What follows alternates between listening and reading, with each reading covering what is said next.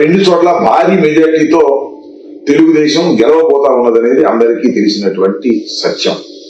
అయితే ఒక మాట చెప్తా ఉన్నారు తెలుగుదేశం వారు, ఏంటంటే గత 30 సంవత్సరాల్లో ఎప్పుడూ జరిగినంత స్వేచ్ఛగా ఈ ఎన్నికలు జరిగాయని.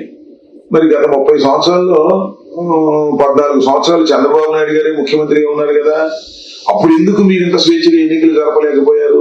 అంటే మీ జులుం అంత ఎక్కువ సాయంలేండి, పోనండి. మరి ఫోకస్ చేసి కూర్చోబెట్టాల్సిన సిచ్యువేషన్ రాష్ట్రంలో ఇలా పరిస్థితి వస్తుంది. ఆఖరికి జగన్మోహన్ రెడ్డిని కూడా సెటరేట్ చేయాల్సిన సిచ్యువేషన్ వస్తుంది. చంద్రబాబు నాయుడు గారు ఇప్పుడు గట్టిగా తీసుకున్నారు. ఇదివరకు చంద్రబాబు నాయుడు గారు ఎంత మెత్తగా ఉండేవారు. మహిళల పైన ఒక కేసు పడేదా ఆయన ఉంటే, ఇప్పటికీ పడుతున్నా లేదా నాకు డౌటే. అందుకే రోజా కనీసం ఫంక్షన్ తిరుగుతుంది. చంద్రబాబు నాయుడు గారు చాలా మెతక మనిషి అండి. అంత తొందరగా వెళ్ళిపోయి చిన్న చిన్న జగన్మోహన్ రెడ్డి అంటే పెట్టుకోరు. ఉంటా ఉంటే సర్వసాధారణం. ఓట్లు వేసుకోలేని వాళ్ళు, వేయించుకోలేని వాళ్ళు, వాళ్ళొక్క లీడర్లు, ప్రజలకు ఏం కావాలో తెలుసుకోలేని ఒక లీడర్లు, వీళ్ళందరినీ ఎత్తిపడేశారు. ఎవరు? నారా లోకేష్ చేశారు ఇది. చంద్రబాబు నాయుడు గారిది ఎందుకు? లోకేష్ గారు హవా ఇలా ఉంటుందని ఇప్పుడు అర్థమైంది జనాలందరికీ. పులివెందుల్లోకి వెళ్ళి కూర్చుని అక్కడే లోకల్ బాడీస్ గెలవడం అంటే ఇట్స్ నాట్ ఎ జోక్. హాస్యాస్పదం అస్సలు కానే కాదు.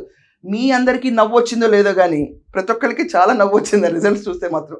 గెలుస్తారని తెలుసు, అర్థమైపోతుంది వింగ్, కానీ ఇలా గెలుస్తారని కూడా ఎవరు అనుకోలేదు. డిపాజిట్లు వస్తాయి అనుకున్నాం, రాకపోవడం చాలా నవ్వు వచ్చింది.